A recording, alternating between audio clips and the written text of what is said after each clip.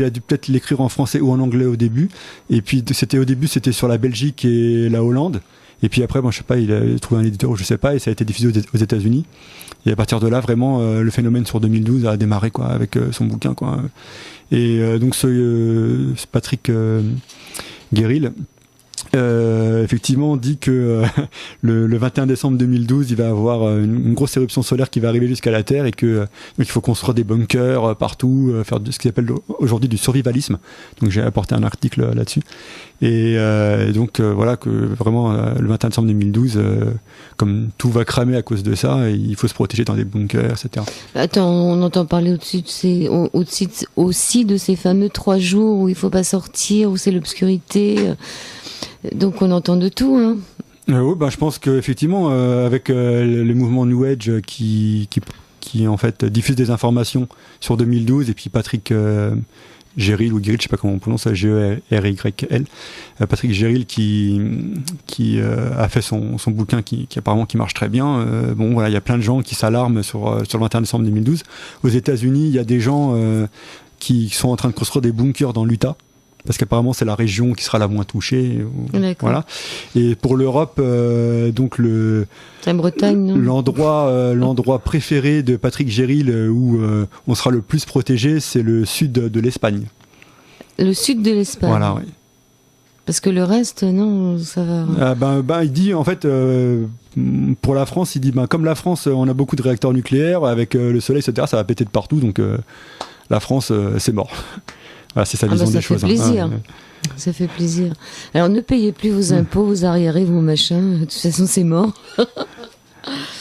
Mais bon, c'est un peu fou son histoire. Parce que le soleil serait trop chaud, c'est ça ? Oui, enfin lui son scénario. Son scénario, voilà, c'est que effectivement, 21 décembre 2012, à cause des problèmes du soleil, etc., les pôles vont s'inverser, tout ça, et puis à cause de ça, donc il faut se protéger dans des bunkers pour survivre. Alors si on descend tous en bas de l'Espagne, ça va faire beaucoup de monde, hein. Oui, alors j'étais en train de rechercher justement l'article sur Patrick Géril. Voilà, ça y est, je l'ai trouvé. Oui. Vas-y, entre-temps, Fab te dit alors, c'est un logiciel qui récolte toutes les rumeurs du net pour en faire une prédiction. Oui et non. Je pense que, bien sûr, il récupère à peu près tout. Donc forcément les rumeurs aussi, mais il récupère aussi des informations sur des sites scientifiques, etc. Donc c'est à partir de là qui regroupe toutes les informations. Donc c'est vrai que le webbot est souvent présenté comme un logiciel prophétique. Donc voilà, ça c'est un peu la communication aux États-Unis, mais on peut aussi s'y intéresser de manière, je dirais, plus pragmatique, en regardant les données, en regardant ce que ça sort et en dégageant des tendances. D'ailleurs, moi c'est ce que je fais. Je prends les rapports webbot, je vois à peu près ce qu'il dit et je vois si ça correspond à un scénario possible pour le futur, etc. Donc j'ai toujours dit aux gens, prenez les informations, lisez, regardez les vidéos que je fais, les traductions, etc. si vous parlez pas anglais, mais il y a toujours un regard distant et faites-vous votre avis en fonction des choses que vous avez entendues, etc. Puis on n'est pas obligé d'y croire, hein. Oui, bien sûr, oui. Bon, mais moi j'utilise comme un outil de tendance, quoi. Voilà. C'est vraiment un outil de tendance. Il y a Jeff qui est à l'antenne. Oui. Bonsoir Jeff. Oui, bonsoir Joël. Bonsoir Monsieur Alain. Non, c'est pas Alain. Guillaume. C'est Guillaume. Oui, Guillaume. Non, c'est pas grave. Oui, vraiment. Je pensais aussi à... parce que c'est avec Alain, j'avais ce discours aujourd'hui, quelle coïncidence. Oui, je ne serai pas long, c'est pas une question, j'en aurai une autre plus tard, je vous laisse continuer. Mais peut-être que ça peut vous aider pour une prédiction. Oui, dites-moi, bien sûr. Oui, parce que je pensais à l'informatique et jusque-là, je l'ai tenu secret. Maintenant, je pense ne plus en avoir besoin. Puisque tout arrive dans ma 60e année en 2010. Mais c'est pas parce que j'existe. C'est que j'ai commencé l'informatique en 69 par là. Oui. Bien avant Perl, hein, et C qui, Joël disait c'est ancien mais c'est relativement nouveau par rapport à l'assembleur, vous voyez. Oui, je vous écoute. Oui. Non, c'est pour le langage informatique. Rappelez aux gens que Perl était très moderne et c'est aussi bien que ce soit ancien. Ça reste nouveau et évolué par rapport à l'assembleur ou le BASIC qui sont des langages de base avant 60, enfin dans les 60, les années 60. Bon, pour rappeler, il vaut mieux dire que c'est ancien, comme ça on est moins lynché quand on a commencé l'informatique dans les 69. Bien avant le PC, oui, l'informatique de base. Et alors justement par rapport aux prévisions, je sentais bien par ce que nous les informaticiens, qui étaient un peu fous, bon, il a suffi de 4-5 ans pour devenir fou. Hein. Moi j'étais un petit peu visionnaire, 70, ça faisait déjà 7 ans, donc c'est là où mon mariage n'a pas très bien tenu. Vous savez, tous les 7 ans, je continue. Hein. Et l'ennui, c'est que les gens, je vais le dire ce soir, prévoient 2012. J'avais pratiquement fait un jeu 4-21, avec l'horloge de l'ordinateur. On l'appelait l'horloge avant, c'est l'heure méga cycle. Enfin, on va pas aller. Prenons la conclusion plutôt que d'expliquer comment on y est arrivé. Avant, on avait l'occasion de travailler avec les gros ordinateurs tout seul. Enfin, je veux dire, même s'ils occupaient une salle, certaines personnes privilégiées la nuit pouvaient s'en servir. Voilà, ceci et cela.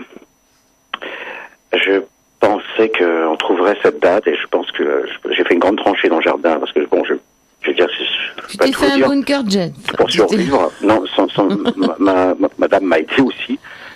Bon, j'ai un peu mal maintenant j'ai eu un peu l'arthrite, enfin la sciatique. Bon, bah, peu importe, ça c'est pour donner des preuves qu'on l'a vraiment fait.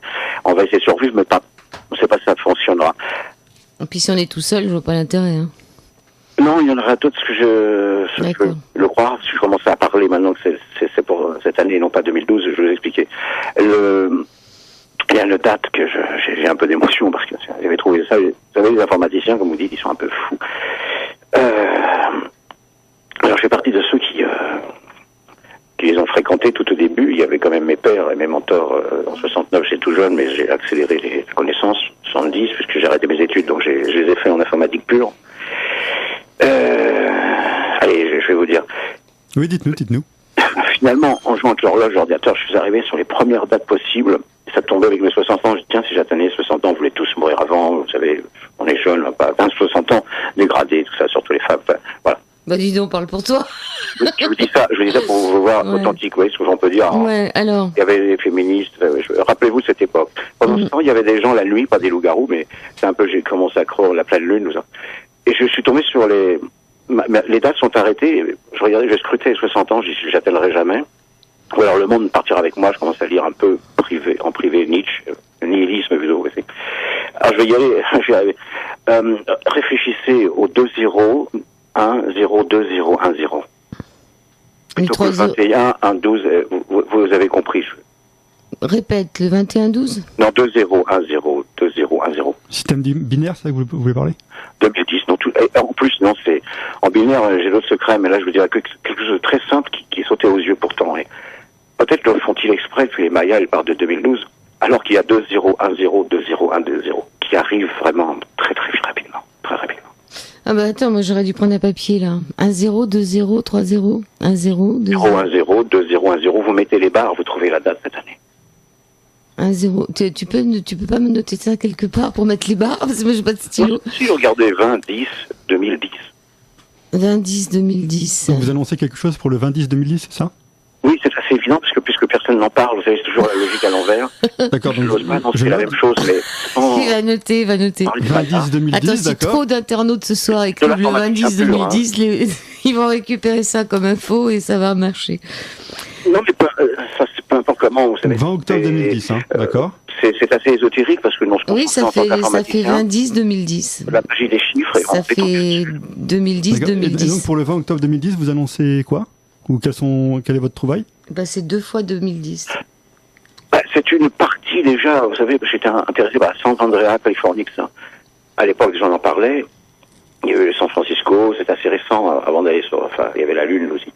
Et je pense qu'il va y avoir un rapprochement, mais pas une fin totale. On pensait, et je pense que les tremblements de terre là, je pense un rapprochement par rapport à toutes les animations, les continents pourraient se rapprocher. J'ai encore vu ça sur National Geographic. C'est pratique, on pourrait aller aux États-Unis. Pas tout à fait. Ah bon, non, c'est sur des millions d'années. Mais je pense que déjà là, il y aura, il restera 500 000 il restera, je sais pas combien, mais on prévoyait à l'époque 500 000. Enfin, nous, on disait qu'il resterait 500 000, il parlait de la guerre froide. Bon, s'il reste 500 000, c'est pas grave. Donc, on n'est pas irradié. Il restera un dixième de la population. En France.